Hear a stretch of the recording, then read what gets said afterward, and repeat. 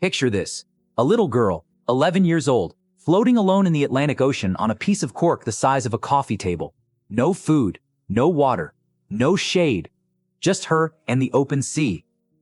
When a Greek cargo ship finally spotted her, the crew couldn't believe what they were seeing. She was barely conscious, sunburned, dehydrated, hallucinating. They carried her aboard. She could only whisper her name before she passed out.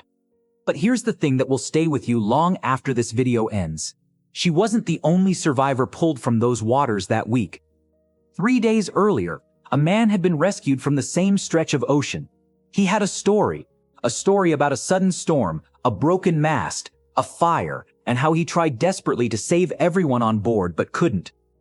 It was a beautiful story, and every single word of it was a lie. In November 1961, Dr. Arthur Duperreau, his wife Jean, and their 3 children, Brian, Terry Jo, and Renee, chartered a sailboat called the Bluebell for a family voyage through the Bahamas. Arthur was an optometrist from Green Bay, Wisconsin. He'd spent years saving for this trip. It was supposed to be the vacation of a lifetime. Arthur hired a well-known local yachtsman, 44-year-old Julian Harvey, with whom he was acquainted, to skipper the vessel for $100 per day. Harvey was a decorated former Air Force pilot and World War II veteran. 5 days in, everything was perfect. Snorkeling, shell collecting, fancy dinners on deck. Then came the 5th night. On the night of November 12, Terry Jo awoke to the sound of her brother's scream. She crept upstairs from her tiny cabin and found her mother and brother lifeless. Harvey was the only adult on board, and when he saw her, he said nothing. Terrified, she went back below. The water was rising. She found a small cork float lashed to the deck, freed it, and then she was alone. She drifted for approximately 82 hours, nearly 3.5 days, without food, water, or shelter, before she was rescued by the Greek freighter Captain Theo. Meanwhile, Harvey had already been rescued 3 days earlier. He told authorities there'd been a freak storm, a total accident. Officials initially believed his account, but when word emerged that an 11-year-old had survived, his story started falling apart. When Harvey found out Terry Jo was alive and talking to investigators, he drove to a motel, checked in under a fake name, and killed himself. His note said only that he got too tired and nervous and couldn't stand it any longer. The U.S. Coast Guard's probe uncovered that Harvey had a string of dubious insurance claims. Multiple boats he owned had gone down under suspicious circumstances. Investigators determined that Harvey had plotted to murder his 6th wife for her $20,000 double indemnity life insurance policy. Based on the evidence and the timeline, the most widely accepted reconstruction is that Dr. Duperreau either witnessed or interrupted the killing, and Harvey, unwilling to leave a witness, killed the entire family to cover his tracks. The U.S. Coast Guard's official report acknowledged they could not ascertain the exact sequence of events, but this remains the most supported conclusion. He left an 11-year-old girl to drown. He didn't expect her to survive. She did, and she exposed him. That story made the cover of Life magazine in December 1961, and then the world mostly forgot about it. That happens more than you'd think. Real stories, genuinely disturbing, deeply human stories, get buried, not because they aren't worth knowing, but because they're too strange, too uncomfortable, too far from the kinds of narratives we're trained to process. Like the next one, which starts not with a murder, but with a New Year's Eve and a crime scene so strange that even veteran investigators struggled to make sense of what they were looking at. Tokyo, December 30th, 2000. A quiet suburb called Setagaya. In the early hours of December 31, a family of 4 was brutally murdered in their home, and the killer, who left behind more evidence than most investigators have ever seen in a single case, seemingly vanished into thin air. The Setagaya killer was vicious and brazen. He left so much evidence behind that police were even able to determine what he ate before the killings. He used the family's toilet without flushing. Let me walk you through what investigators found, because this is where the story gets genuinely unsettling. The killer broke in through a second-floor bathroom window. He murdered all 4 members of the Miyazawa family, Mikio, 44, his wife, Yasuko, 41, and their 8-year-old daughter, Nina. While attacking Mikio, his own knife broke. Part of the blade was found lodged in Mikio's head, so he switched to one of the family's kitchen knives. The 6-year-old son, Ray, was strangled. And then, he didn't leave. The killer remained inside the house, consuming 4 bottles of barley tea and 4 ice creams from the family's refrigerator. He used the family's computer, which connected to the internet at 1:18 a.m. He also tended to his own injuries using the family's first aid kits. According to several reports, he may have also napped on the sofa, though Wikipedia's sourcing of the case notes, there is no way to verify this. What is confirmed is that he stayed in the house for somewhere between 2 and 10 hours after committing the murders, behaving with a composure that, by any reasonable reading, suggests he was in no hurry and felt no fear of being caught. The killer left behind a blood-stained long-sleeved shirt, a handkerchief with traces of Drakkar Noir cologne, and a hip bag. Inside that hip bag, investigators found something remarkable: trace amounts of sand.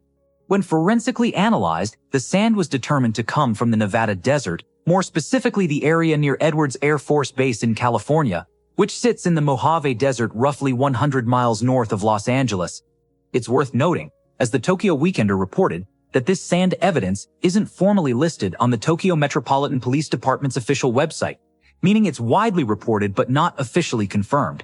If accurate, however, it could imply the killer had spent time in or around a U.S. military installation, possibly even that he had ties to the American military presence in Japan. That's speculation, but it's the kind that investigators themselves have taken seriously.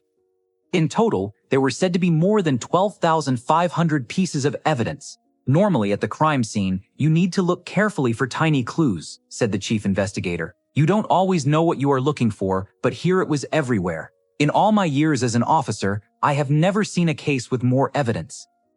And yet, over 200,000 officers have been assigned to the case at some point over the last 25 years. More than 5 million fingerprints have been taken. Approximately 1.3 million DNA comparisons have been conducted, with no matches found, in Japan or abroad. DNA analysis suggests the killer has a mother of European descent, possibly from a country near the Mediterranean or Adriatic Sea, while Y chromosome analysis points to an East Asian paternal line, markers appearing most frequently in Korean, Chinese, and Japanese populations. He is believed to have been in his teens or 20s at the time, which means if he's still alive today, he could be anywhere between his late 30s and mid-50s. Every year, police still hand out flyers at the local train station, appealing for information. They display a mannequin wearing clothes similar to what the killer is believed to have worn. A mannequin at a train station for a murder that happened 25 years ago. The case has never been solved. There's something uniquely disturbing about a case that has mountains of evidence and zero answers. It forces you to sit with an uncomfortable truth. Sometimes evil doesn't get caught. Sometimes it disappears. But what might be even more unsettling than a case that goes unsolved is one where a monster had every opportunity to be stopped, and the systems around him simply didn't. That's the part of the next story people tend to skip over. We talk a lot about individual killers, individual crimes, but the stories that genuinely haunt me are the ones where every institution that existed to protect people quietly failed at every step. Think about what made the Bluebell case possible. Julian Harvey had a history of accidents long before he ever met the Duperots. Years before, his second spouse and mother-in-law had perished when his vehicle careened off a bridge. He emerged unscathed and collected the insurance. Multiple boats he owned had also gone down under suspicious circumstances. Nobody connected the dots. Not insurers. Not investigators. Not anyone. Until an 11-year-old floated out of the Atlantic and told the truth. The Setagaya case raises a different kind of question. The killer was in the house for hours. He used the family's computer. He was seen in the area by multiple witnesses, including a taxi driver who reportedly picked up a man with a bloodied hand near the Miyazawa home that same night. And yet, to this day, Japan has no legal framework to permit the kind of familial DNA analysis that helped identify the Golden State Killer in the United States, a technique that could, in theory, work backward from the killer's existing DNA profile to locate relatives and ultimately identify him. The former chief investigator has been publicly campaigning to change that law. As of now, nothing has changed. Laws built decades ago. A killer who slipped through gaps that still haven't been closed. This is the part of true crime nobody makes a documentary about, not the dramatic arrest, not the courtroom moment, but the years, sometimes decades, before anything was done, the warning signs filed away. the reports forgotten. Because the uncomfortable truth at the center of these stories isn't just about the people who did terrible things. It's about how easy it was for them to keep doing it. Terry Jo Dupereau eventually wrote a memoir about her experience. It took her nearly 50 years to feel ready. She said, "I always believed I was saved for a reason. It took me 50 years to gain the strength to give other people hope with my story. There is no timeline with healing. It is never too late." That's the part of the story that doesn't get told enough, not just the horror, but what comes after it. The decades of silence. The slow, uneven work of building a life after something incomprehensible. The fact that survival doesn't end when the danger does. And somewhere in a quiet suburb of Tokyo, a family's home still stands. Inside, penciled lines on one wall mark how tall the children grew, a record of a life moving forward until it wasn't. These stories are disturbing, but they're real. And real stories, however dark, are how we understand the world as it actually is, not as we wish it were. If this hit differently than you expected, share it with someone. And if there's a story you think nobody talks about enough, drop it in the comments. I read every single one.